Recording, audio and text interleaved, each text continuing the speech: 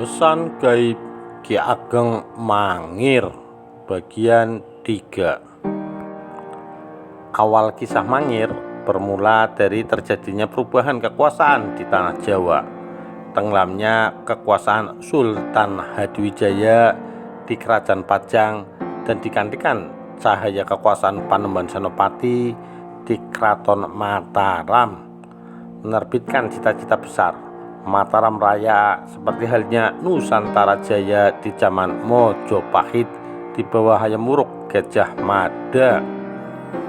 Cita-cita Mataram Raya pada benak Panembahan Senopati sebagai pemula Kerajaan Mataram Islam mengharuskan banyak tokoh bupati di wilayah Jawa Tengah hingga Jawa Timur seperti Bupati Pati, Jepara, Kudus, Tuban hingga Blambangan di ujung timur Jawa haruslah tunduk di bawah Panji Mataram.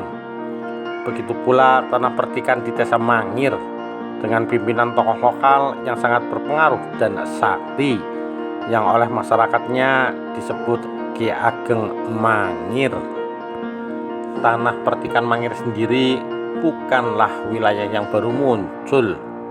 Tanah pertikan yang merupakan wilayah yang dibebaskan membayar pajak telah ada sejak pemerintahan Mojopahit. Pertikan Mangir saat itu di bawah Ki Ageng Wanabaya I yang kemudian dikenal dengan Ki Ageng Mangir I. Setelah pemanahan bersama Danang Sutawijaya berhasil mengalahkan Aryo Penangsang dari Kadipaten Jipang Panolan, Sultan Hadiwijaya berkenan memberikan alas Mentaok yang juga menjadi tanah pertikan di bawah pimpinan Ki Ageng Pemanahan yang kemudian dikenal dengan Mataram. Kadipaten Mataram inilah yang kemudian menjadi Kerajaan Mataram setelah Kerajaan Pajang surut dengan meninggalnya Sultan Hadiwijaya.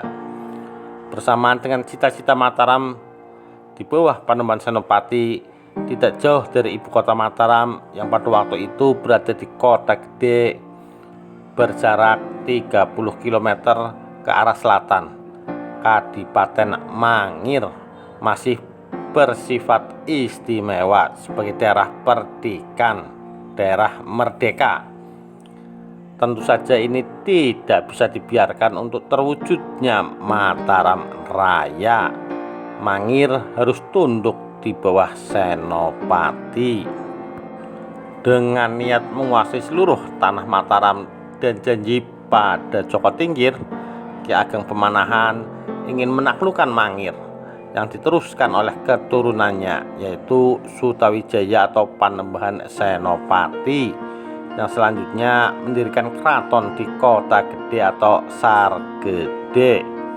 Pertempuran demi pertempuran pun tak terelakkan lagi. Namun Panembahan Senopati tak kunjung berhasil melumpuhkan Ki Ageng Wanabaya yang mempunyai senjata sangat sakti, yakni tombak baru Klinting dan baru Kuping. Meskipun kekuasaan pertikan Mangir telah beralih pada turunan Ki Ageng Wanabaya I sampai dengan Ki Ageng Wanabaya IV, prinsip merdeka dan tak mau menyembah Senopati tetap kukuh tertanam di darah Ki Ageng Mangir IV. Tetapi mengapa kemerdekaan pertikan Mangir berlangsung lama hingga 4 generasi? Karena Ki Ageng Mangir memiliki pusaka yang sangat sakti yang disebut Kiai Baru Klinting dan Kiai Baru Kuping. Agaknya pusaka andalan Mataram yang disebut Kiai Pleret tak mampu mengalahkan. Akhirnya ditemuhlah politik seksual, yaitu mengumpankan putri Panembahan Senopati yang berparas cantik untuk memikat hati Ki Ageng Mangir muda. Ki Ageng Mangir IV, untuk bisa memikat hati Ki Ageng Mangir IV, putri Pembayun haruslah menjadi penari ledek yang barang turut desa. Tugas menjadi ledek pemikat hati diawali Mandi Sendang Kasihan yang sekarang berada di wilayah Kecamatan Kasihan, Bantul. Ki Ageng Mangir IV akhirnya mencintai Pembayun hingga Pembayun mengandung benih Mangir.